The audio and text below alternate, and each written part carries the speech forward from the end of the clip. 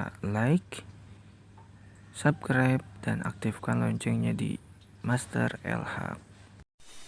Proklamasi.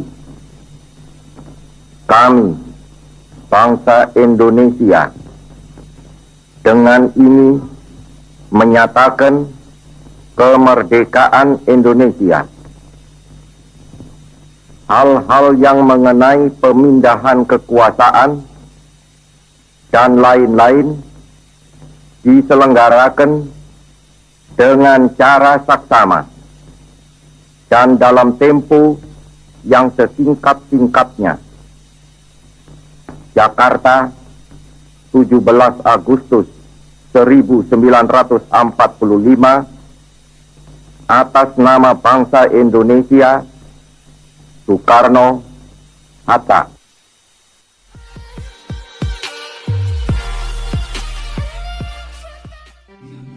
Proklamasi kemerdekaan menjadi tonggak sejarah bagi perjuangan bangsa Indonesia. Meskipun terdiri atas suku yang berbeda, rakyat Indonesia bersatu dalam memproklamirkan kemerdekaan negara Indonesia. Lalu, bagaimana sejarah teks proklamasi dirumuskan? Proklamasi kemerdekaan yang dilakukan tanggal 17 Agustus tahun 1945 menjadi peristiwa penting bagi bangsa Indonesia.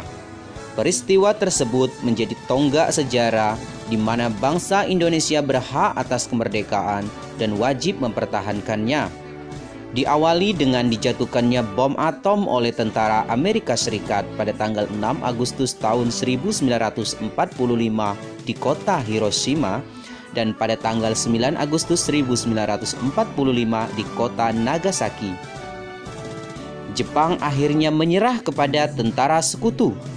Peristiwa ini dijadikan kesempatan oleh bangsa Indonesia untuk segera membebaskan diri dari penjajahan Jepang. Teks proklamasi ditulis di rumah Laksamana Tadashi Maeda di Jalan Imam Bonjol nomor 1. Para penyusun teks proklamasi adalah Insinyur Soekarno, Dr. Andes Muhammad Hatta, dan Mr. Ahmad Subarjo. Konsep teks proklamasi ditulis oleh Insinyur Soekarno. Saat itu hadir pula BM Dia, Sayuti Melik, Sukarni, dan Sudiro. Sukarni mengusulkan agar yang menandatangani teks proklamasi itu adalah Insinyur Soekarno dan Muhammad Hatta atas nama bangsa Indonesia. Teks proklamasi diketik oleh Sayuti Melik. Pagi harinya, 17 Agustus tahun 1945, di kediaman Soekarno, Jalan Pegangsaan Timur nomor 56 Jakarta, telah hadir antara lain Suwiryo, Wilopo, Gapar Pringgodikdo, Tabrani, dan Trimurti. Acara dimulai pada pukul 10 pagi dengan pembacaan proklamasi oleh Soekarno dan disambung pidato singkat tanpa teks. Kemudian bendera merah putih yang telah dijahit oleh Ibu Fatmawati dikibarkan. Proklamasi memiliki makna yang sangat penting bagi bangsa Indonesia. Berikut ini makna proklamasi kemerdekaan bagi bangsa Indonesia. Pertama, menandai lahirnya bangsa Indonesia sebagai bangsa yang merdeka. Proklamasi kemerdekaan Indonesia merupakan peristiwa bersejarah bagi bangsa Indonesia. Peristiwa ini menandai kelahiran negara Indonesia. Indonesia menjadi bangsa yang merdeka dan terbebas dari penjajahan bangsa asing. Penderitaan rakyat selama masa penjajahan membuat bangsa Indonesia bertekad menjadi bangsa yang merdeka. Kemerdekaan merupakan hak semua bangsa. Oleh sebab itu, seluruh rakyat Indonesia berjuang untuk meraih kemerdekaan. Peristiwa proklamasi kemerdekaan pada tanggal 17 Agustus 1945 sebagai pernyataan atas kemerdekaan bangsa Indonesia. Yang kedua, puncak perjuangan bangsa Indonesia meraih kemerdekaan. Bangsa Indonesia dijajah bangsa asing sangat lama. Perjuangan melepaskan diri dari penjajahan ini sudah berlangsung sejak lama. Para pejuang dari berbagai daerah, tua dan muda, silih berganti mengangkat senjata mengusir penjajah. Namun, upaya mereka masih belum berhasil karena perjuangan masih bersifat kedaerahan dan terpecah-pecah. Setelah peristiwa Sumpah Pemuda tahun 1928, barulah para pejuang bersatu padu memperjuangkan kemerdekaan Indonesia. Saat itu tiba ketika Jepang kalah dari sekutu pada Perang Dunia Kedua. Indonesia yang pada waktu itu menjadi jajahan Jepang mengalami kekosongan kekuasaan.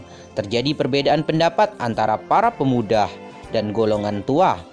Para pemuda mendesak Insinyur Soekarno dan Muhammad Hatta segera memproklamasikan kemerdekaan. Sementara itu, golongan tua tidak mau tergesa-gesa memproklamasikan kemerdekaan. Karena khawatir terjadi pertumpahan darah rakyat Indonesia, akhirnya golongan muda dan golongan tua bersatu bersepakat memproklamasikan kemerdekaan Indonesia. 3. Pengakuan dunia luar. Sebelum peristiwa proklamasi kemerdekaan, Indonesia dikenal sebagai negara jajahan bangsa asing seperti Portugis, Spanyol, Belanda, Inggris, dan Jepang. Pembacaan teks proklamasi kemerdekaan oleh Soekarno menjadi pengumuman kepada dunia bahwa Indonesia telah merdeka dan sejajar dengan negara lain sebagai bangsa yang berdaulat. Keadaan ini diikuti dengan pengakuan dari negara lain.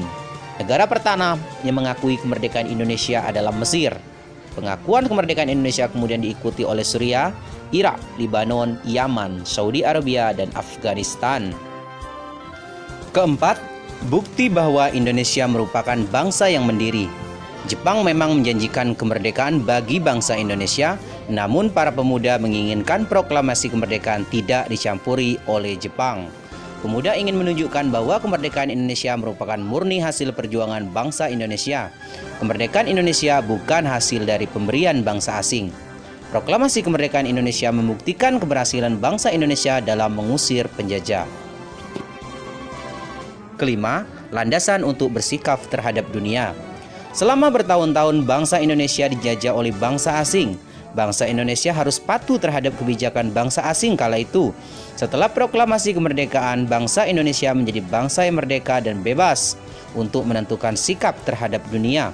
Tidak ada lagi bangsa asing yang dapat memaksakan kehendaknya kepada bangsa Indonesia.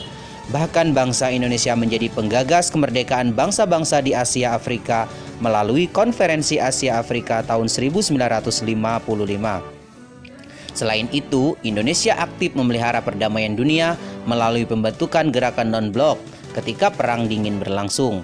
Perang Dingin adalah perang tidak langsung antara blok Barat yang dipimpin Amerika Serikat dan blok Timur yang dipimpin oleh Uni Soviet. Indonesia dengan gerakan non-blok memilih netral, tidak memihak pihak manapun. Kita harus memaknai proklamasi kemerdekaan dalam kehidupan sehari-hari. Makna proklamasi Indonesia dalam kehidupan sehari-hari antara lain, di lingkungan rumah kita dapat saling menghormati dan menghargai antar anggota keluarga. Kemudian, bangga memakai barang buatan dalam negeri, mengerjakan kegiatan bersama-sama anggota keluarga, mengembangkan hidup rukun dalam keluarga, serta kita juga dapat melakukan dengan cara rajin membantu orang tua. Sementara untuk di lingkungan sekolah, hal-hal yang dapat kita lakukan, mengisi kemerdekaan dengan giat belajar, mengikuti upacara bendera dengan tertib dan hikmat, mengamalkan Undang-Undang Dasar 1945 untuk mengenang perjuangan para tokoh dalam merumuskan Undang-Undang Dasar. Yang keempat, kita dapat mengikuti kegiatan pramuka di sekolah, serta toleransi dengan teman yang berbeda suku dan agama. Sedangkan di lingkungan masyarakat, hal-hal yang dapat kita lakukan yaitu kerja bersama dalam mempersiapkan peringatan proklamasi kemerdekaan Indonesia, bersatu menjaga kerukunan bangsa, mengembangkan sikap saling menghormati dan menghargai antar masyarakat Indonesia, mendukung pemerintah dalam melaksanakan pembangunan nasional, serta kita dapat menerapkannya dengan cara mengutamakan kepentingan bersama daripada kepentingan pribadi.